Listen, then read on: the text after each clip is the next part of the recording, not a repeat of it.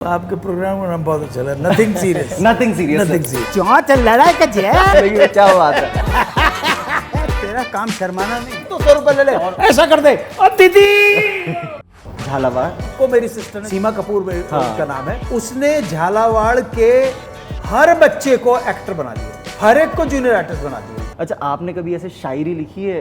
मोहब्बत में कभी शायरी लिखी है आपने? 38 साल पहले की बात होगी भाई। एक खातून के ऊपर अल्लाह ताला उनकी जवानी बरकरार रखे, उस वक्त बहुत खूबसूरत थी, या मेरे मौला आज भी उतनी खूबसूरत रहे। तुम अपने आंचल पर एक घनेरी छांव काट लो, ताकि मई और जून की चिलचिलाती दोपहरी में आज की लड़की शर्माती हुई अच्छी नहीं लगती। अबे तेरा काम शर्माना नहीं। विजय राज सर, उनका बोलने का जो स्टाइल है, अबे हाँ एग्जैक्ट। उनको कोई शॉट दे दो कि सर ये पढ़ना है, तो ये अबे कहाँ गया बे? आप एनएसडी के सारे एक्टर्स को अपनी फिल्म्स में कैसे ले आते हैं? मतलब ये बहुत बढ़िया सवाल पूछा। मैंने बहुत सारे इंटरव्यू दिए, किसी ने ये सवाल नहीं पूछा। और मैं आपको सच बताऊं, जब पहली फिल्म बनाई ना, तो मेरे कुश्ती बिल्कुल, कला जंग मोतीचूर और डाक पाता बिल्कुल। राजेश खन्ना की लास्ट फिल्म मेरे साथ थी, तो वो क्या करते थे, मेरे प्रोड्यूसर को और मेरे डायरेक्टर को बुलाते थे पैकअप के बाद, और सवेरे 4-4, 5-5 बजे तक बात करते रहते थे। अच्छा, हाँ हाँ भाई, सुनो तो सही आप संदीप जी, मेरे पाजी सो जाओ, सो जाओ आराम ना, मैं लगा पर पहला शॉट लेने का।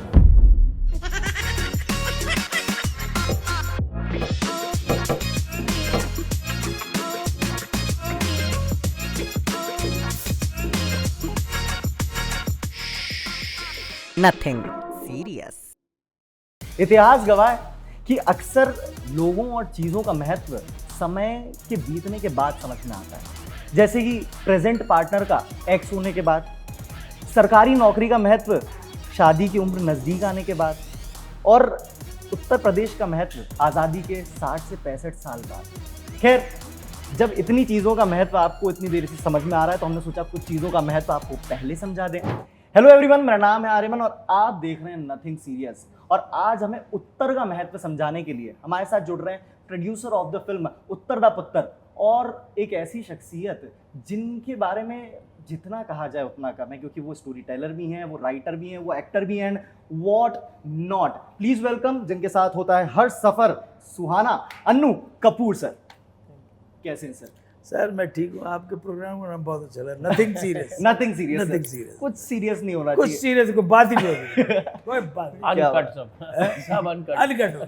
सर। मतलब मुझे ऐसा लगता है कि लड़ाई ना हो जाए इसलिए चप्पल पलट देना, काम अच्छा हो इसलिए घर से पहले दही चीनी खाना, हाँ लेकिन कमोड पर टेढ़ा बैठना उत्तर की दिशा के लिए, ये कितना दम होना चाहिए तशरीफ में, मतलब इसके लिए सर आपके हिसाब से? सर मुझे पता नहीं, वो उत्तर दिशा की बात थी।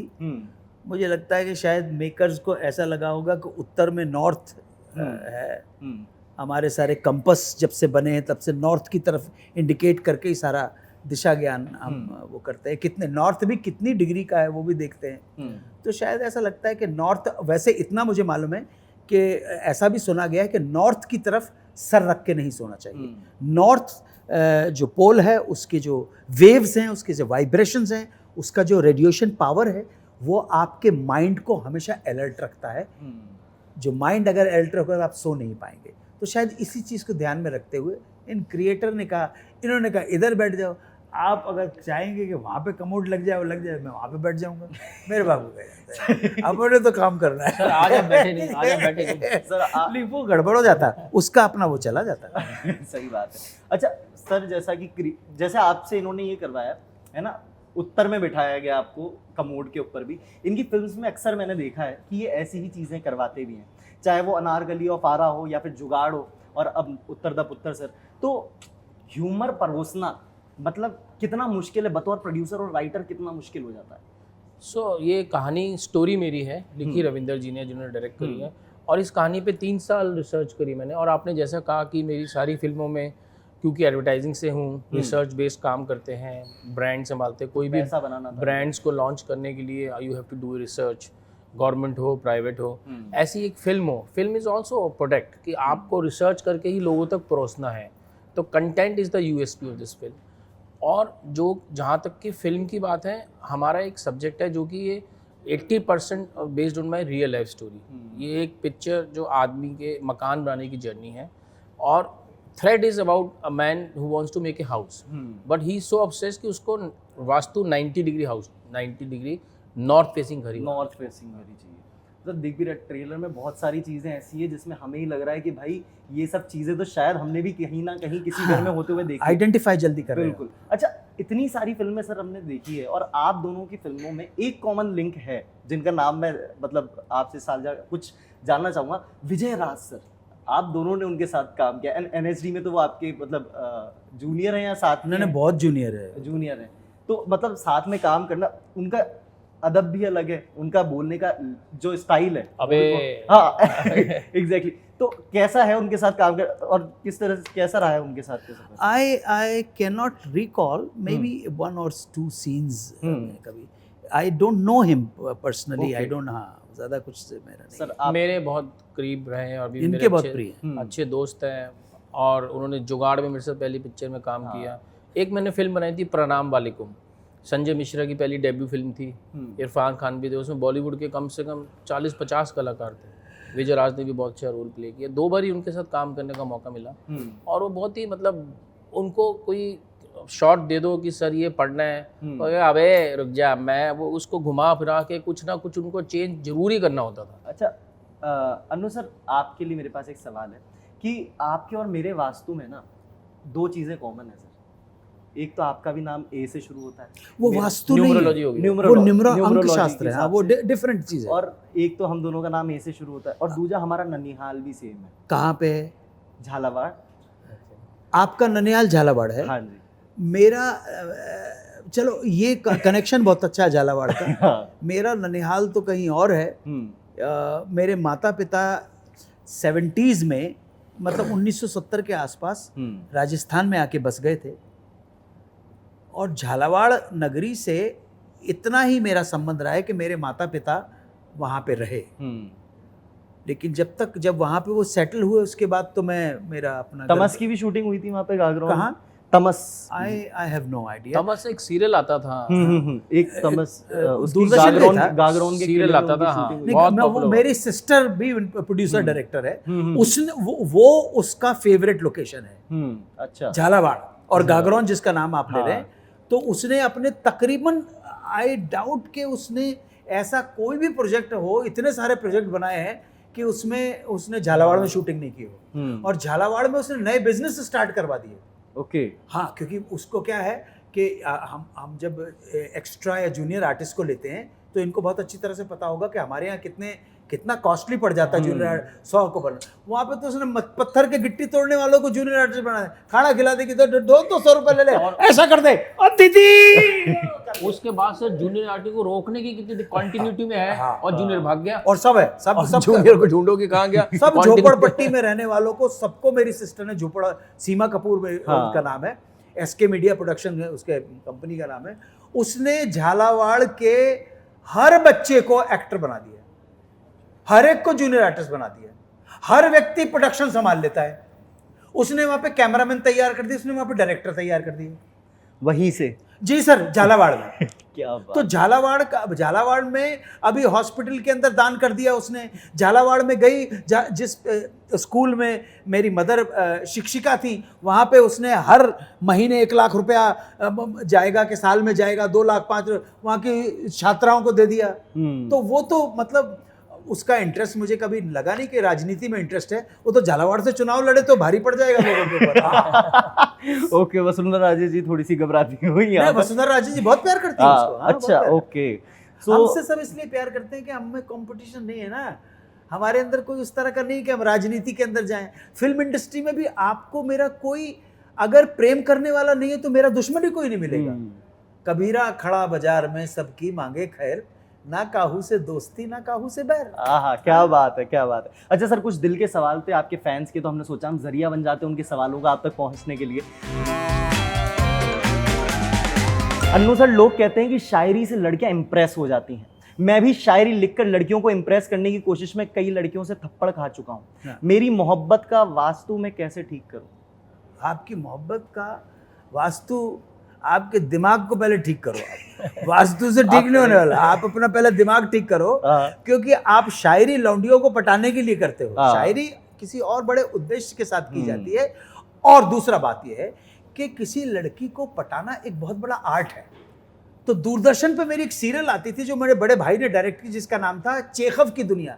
उसमें एपिसोड नंबर 6 देखना। महान एंटोन चेखव ने शिकारी नाम से वो कहानी लिखी है, जिसका मुख्य किरदार है जो औरतों को पटाता है और वो अपने शिष्यों को ज्ञान बांटता है कि आपको किस तरह से पटना। वो आप देखिएगा, मास्टर की लिखी हुई कहानी है, शिकारी उसकी तारीफ। क्या बात है। अच्छा, आपने कभी ऐसे शायरी लिखी है, मोहब्बत में कभी शायरी लिखी है आपने? हाँ सर, लिखी है कुछ। मोहब्बत की है तो शायरी लिखी है। लेकिन क्या था सर कि एक बार की बात है, पता नहीं कितने साल, 34 35 37 साल, पता नहीं कितने, 38 साल पहले की बात है सर। 20 के तो आप ही हैं सर, कहाँ? 38 साल पहले की बात होगी भाई। तो एक खातून के ऊपर, अल्लाह उन्हें खुश रखे, अल्लाह ताला उनकी जवानी बरकरार रखे, उनकी खूबसूरती को नजर न लगे। उस वक्त बहुत खूबसूरत थी, या मेरे मौला आज भी उतनी खूबसूरत रहे। नथिंग सीरियस तो अब क्या, ये बहुत मजाक नहीं उड़ा रहा। बिल्कुल बिल्कुल, यानी क्योंकि आप उन लोगों को जानते हैं, आप उनको जानते हैं, इसलिए नाम नहीं लूंगा। ये तो मैं बता रहा हूँ, सही है, मजे उठाओ, नॉन सीरियस चीज। तो सर एक बहुत बड़े प्रोड्यूसर डायरेक्टर हैं सुभाष घई, उनके घर की पार्टी से रात को निकले सर, और सर चक्कर आ चुके थे उनके ऊपर। ये 38-39 साल पहले की बात, चक्कर आ चुके थे। अच्छा सर, अभी क्या था सर कि वो जो मोहतरमा थी, खूबसूरत थी, और खूबसूरत ना भी हो तो हमें मोहब्बत हो गई थी। क्या मोहब्बत हो गई? बिल्कुल सर। अभी वहां से निकले तो वो साड़ी पहन के और टीका लगा के गई थी। तो सुभाष घई के ब्रदर ने पूछा कि भाभी जी ये वो टाइम होता, आप संदीप भाई उस टाइम आपके साथ कोई है? तो भाभी तो मैंने ना हाँ बोला, ना बोला, तो और बात पक्की हो गई। बहरहाल सर, रात के 12 बजे के बाद, 12:30 या 1:30 बजे के करीबन, वो एक स्ट्रिप पड़ता था मड आइलैंड का। ओके, सुनसान। हाँ सुनसान। वो INS हमला के सामने से गुजर के और आपने राइट लिया, सीधे चले जाए तो मारवे जेटी की तरफ चले जाए, राइट लिया तो सुनसान था। वहाँ पे मैंने गाड़ी रोकी, खुद ही गाड़ी चल रहा था, ड्राइवर को भेज दिया, मैंने गाड़ी रोकी सर, और मैं आधे घंटे तक उनको गाने सुनाता रहा। अच्छा। हाँ सर, आधे घंटे तक गाने सुनाता रहा, आधे घंटे तक शायरी सुनाता रहा मैं, ऐसी ऐसी शायरी। एक तुम ये, जबकि मेरी सिस्टर की कविता है और उसने एक्चुअली माताजी और पिताजी के लिए लिखी थी। ओके। लेकिन कविता का वाइडर पर्सपेक्टिव होने के कारण जो याद आ रही है, तो मैंने सुनिए भाई, आप जो सुन रहे हैं आप भी सुन लीजिए अच्छी तरह से, कि तुम अपने आंचल पर एक घनेरी छांव काढ़ लो, तुम अपने आंचल पर एक घनेरी छांव काढ़ लो। साड़ी पहनी हुई थी ना वो, और टिक्की भी लाल लगाई हुई थी, दिल से आ रहा। हाँ, तुम अपने आंचल पर एक घनेरी छांव काढ़ लो, ताकि मई और जून की चिलचिलाती दोपहरी में आकर बैठूं उसके नीचे, तो मुझे लगे थके हुए मुसाफिर का पड़ाव यहीं तक, बस यहीं तक, आंचल डाल दो मेरे से। क्या बात है, वाह।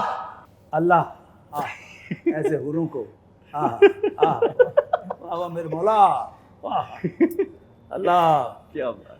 तो उन्होंने आधा पौन घंटे के बाद कहा कि सुनो, मुझे आज तक किसी ने शायरी और म्यूजिक से पटाया नहीं है। तो मैंने कहा मैं बहुत खुशनसीब हूँ कि आप पट गई।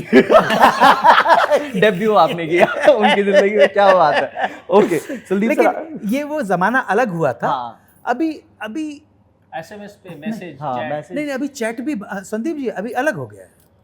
इसीलिए जब मैं बोलता हूँ ना कि आज पुरानी हीरोइन थी, वो कभी लड़की नहीं लगी, गर्ल नहीं लगी, वो स्त्री लगती थी, साड़ी पहनती थी, हीरो आता था, दो पक्षियों के चौंच सा चौंच लड़ाई का चौंच सा चौंच, वो आता था, तो वो हीरोइन शर्मा जाती थी, वो ठीक लगता था, जच जाती थी, शर्मा गई। लेकिन आज की लड़की शर्माती हुई अच्छी नहीं लगती, तो आप टॉलरेट नहीं कर पाते। आप समझे ना कि वो शर्मा गई। अब तेरा काम शर्माना नहीं, तो ये क्या है। बात है। हाँ सर। अच्छा, आगे पूछिए सर। संदीप सर आपके लिए अगला क्वेश्चन आया है। संदीप सर के बाद थोड़ा श्रृंगार का पूछो यार, क्या उत्तर तो भाई, पुत्र तो हो ही नहीं, गया। बिल्कुल बिल्कुल। संदीप सर, आपकी फिल्म्स में एनएसडी के एक्टर्स की हमेशा भरमार मिलती है। क्या आपके पास सभी की कोई सीडी है जिस पे उनसे आप ब्लैकमेल करते हो? आप एनएसडी के सारे एक्टर्स को अपनी फिल्म्स में कैसे ले आते हैं? मतलब ये बहुत बढ़िया सवाल पूछा। मैंने बहुत सारे इंटरव्यू दिए, किसी ने ये सवाल नहीं पूछा। और मैं आपको सच बताऊं, जब पहली फिल्म बनाई ना, तो मेरे को भी नहीं मालूम था कि मेरी 5 एक्टर में से 4 एनएसडी की। ये आप किस्मत कह लो, it's a very uncut true answer कि मेरी फिल्मोग्राफी कह लो, या मेरी एडवर्टाइजिंग रिसर्च कह लो, या कंटेंट कह लो, या मेरी पहचान कह लो कि एक्टर को, क्योंकि हम जब एड फिल्म बनाते हैं या कोई कंसेप्ट बनाते हैं तो सोचते हैं, एक even if you make a still poster भी बनाते हैं तो उसकी कलर स्कीम सोचते हैं कि इस कैरेक्टर के साथ ये कलर स्कीम चलेगी। अगर कोई बूढ़ा है तो लाल नहीं चलेगा, सही बात है। कोई ब्यूटी ब्रांड है तो ग्लैमर कलर चाहिए, कोई टूथपेस्ट है तो वाइट कलर, इस तरह के कलर। तो अपने आप ये ऐसा मैंने कभी नहीं सोचा कि मुझे एनएसडी, बट वो जुड़ते चले गए। और उसके बाद जब मैंने जुगाड़ बनाई तो मुझे लगा कि मैं एनएसडी के लोग, जो एनएसडी अपने आप में एक इंस्टीट्यूशन है, एक भगवान है। मतलब बड़े बड़े लोग, कुछ लोग मेरे 2-4 लोग नाम नहीं लूँगा एनएसडी के थे, बेचारे वो रहे ही नहीं, और उनको इतनी बेदर्दी से लोगों मतलब ख़त्म हुए कि किसी इंडस्ट्री वाले ने नहीं पूछा। एनएसडी जो एक आदमी सब कुछ छोड़ के एनएसडी पढ़ता है, और एनसाइक्लोपीडिया, आईएएस ऑफिसर से बड़ा, जितना आईएएस ऑफिसर की तैयारी उतनी एनएसडी है। बट वो उनका ना मतलब जो लोग, बहुत लोगों को उनकी वो नहीं मिली जहाँ तक वो पहुँचने चाहिए थे। तो आई थॉट कि एक, आप ये भी कह लो कि मैं उस टाइम पे या अभी भी शाहरुख खान को अफोर्ड नहीं कर सकता। अगर इस पिक्चर में मुझे शाहरुख खान कहते कि मैं आपके लिए संदीप फ्री रोल करूँगा तो शायद मैं नहीं लेता, क्योंकि जस्टिफाइड, एक you have to justify each role. आपका एक थ्रेड है, the story should revolve around a thread, और वो थ्रेड आपको पता होना चाहिए कि ये एक्टर बाकी आपके को एक्टर को साथ लेके चले। सही बात है। शाहरुख खान के साथ अगर मैंने 5 एनएसडी रख दिए तो ना शाहरुख खान टिक पाएगा ना एनएसडी टिक पाएगा। सही बात। तो वो positioning is all driven by content. Content के इर्द गिर्द ही तो आप एनएसडी के लोग, हाँ, उनमें थोड़ा सा कहानी का मतलब दे हैव एक्सपीरियंस। सर, आपके लिए अब हम एक वो लाए, एडजेक्टिव द पुत्र। एडजेक्टिव द पुत्र, कुछ एडजेक्टिव्स हैं मेरे पास। आप लोग दोनों ने जिन भी एक्टर्स के साथ काम किया है, सबसे ज़्यादा उस एडजेक्टिव को आप किससे रिलेट कर सकते हैं? प्लीज़ हमारे साथ साझा कीजिएगा। पहला है द सीन स्टीलर, जो हर सीन को स्टील कर सकते हो। ऐसे एक सॉरी, मैं ज़्यादा पिक्चरें देखता नहीं। अच्छा, तो मेरे को इसका क्वेश्चन जवाब देना थोड़ा मुश्किल होगा। नहीं, मेरे लिए भी मुश्किल होगा, मैंने देखा ही नहीं। आप तो पुराने भी की बात करो तब भी मैं नहीं बता पाऊंगा। ओके। मैंने अपने टीन्स के अंदर जिन 2 एक्टर्स की या हीरोज़ की फिल्म्स सबसे ज़्यादा देखी हैं, उनमें धर्मेंद्र और राजेश खन्ना है। मैंने बाकी और तो बड़ी बड़ी फिल्में देखी ही नहीं मैंने। और यही 2 एक्टर्स क्यों? क्या, जैसे धर्मेंद्र सर और उस वो टाइम ऐसा था जब इनकी फिल्में रिलीज हो रही थी, तो कोई ना कोई फिर क्या था कि क्या हम पहलवानी किया करते थे।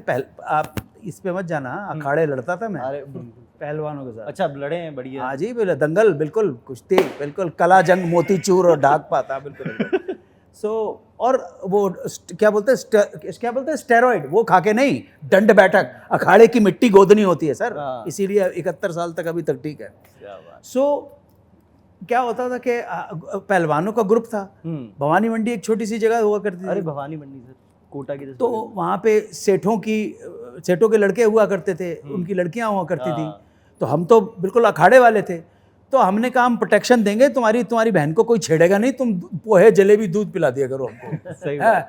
तो वो बेचारे, हमने मैं क्या, कोई सेठ की लड़की को छेड़ नहीं दे, साले उठा के पटक देंगे, चेन बांध के रखते थे, प्रोटेक्शन मनी जैसे कहते हैं। सही बात। तो वो बेचारे सेठों के लड़के जो हैं, हमें पिक्चर भी दिखा दिया करते। हमारे पास कहाँ होते थे यार 1-1.5 रुपया, वो सब तो गरीब लोग थे।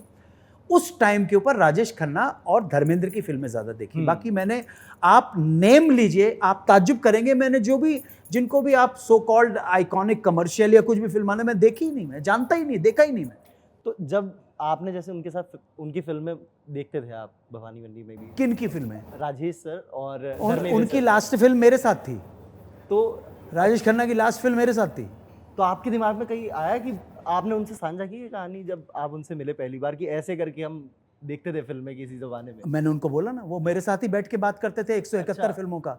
और बल्कि वो चले गए, ईश्वर उनकी आत्मा को शांति दे, वो दूर के रिश्ते में मेरे रिश्तेदार भी लगते हैं, कपूर और खन्ने हैं, तो हम लोग सब ढाई घर के खत्री। तो मैंने उनको वो उनका ढल दिया था, चढ़ता सूरज धीरे धीरे ढलता है, ढल जाएगा, आज जवानी पर इतराने वाले कल पछताएगा, चलता सूरज धीरे, चढ़ता सूरज धीरे धीरे ढल जाएगा। तो वो समय था। तो वो क्या करते थे, मेरे प्रोड्यूसर को और मेरे डायरेक्टर को बुलाते थे पैकअप के बाद, और सवेरे 4-4, 5-5 बजे तक बात करते रहते थे। अच्छा। हाँ भाई, सुनो तो सही आप संदीप जी। अब वो जो प्रोड्यूसर साहब तो चलो आए या नहीं आए, मेरा डायरेक्टर की पहली फिल्म है, और वो सेट के ऊपर पहला शॉट लेने ये कर रहा है, और मैं कहूँ आकाश क्या सोए नहीं क्या रात को, कहाँ थे तुम, किसके साथ, किसको पटाने में लगे हुए थे? तो सर नहीं सर हाँ नहीं सर क्या था। फिर उसने मुझे बताया कि काका जी ने सवेरे 5:30 बजे छोड़ा है। तो करीम वजाहत साहब जो थे, डॉक्टर करीम, गोरखपुर में उनके नर्सिंग होम है, तो कहने लगे सर वो बुला के बिठा लेते हैं। तो मैंने कहा आज फिल्म का इफेक्ट नहीं हो जाए तो आज मैं तुम लोगों को 11 बजे छुड़वा दूंगा। कैसे? तो मैं पहुंच गया उनके पास। अच्छा।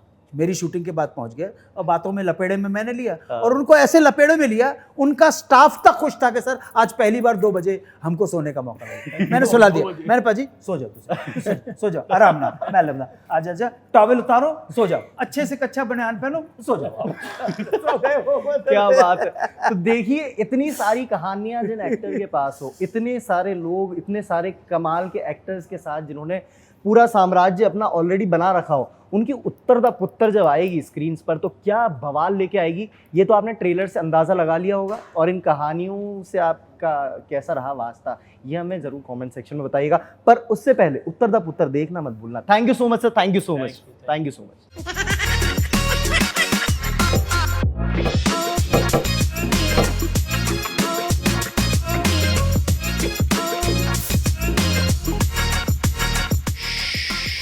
Nothing serious.